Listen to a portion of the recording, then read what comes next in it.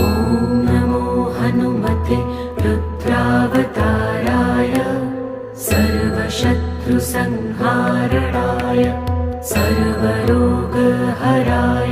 सर्ववशीकरणाय रामदूताय स्वाहा।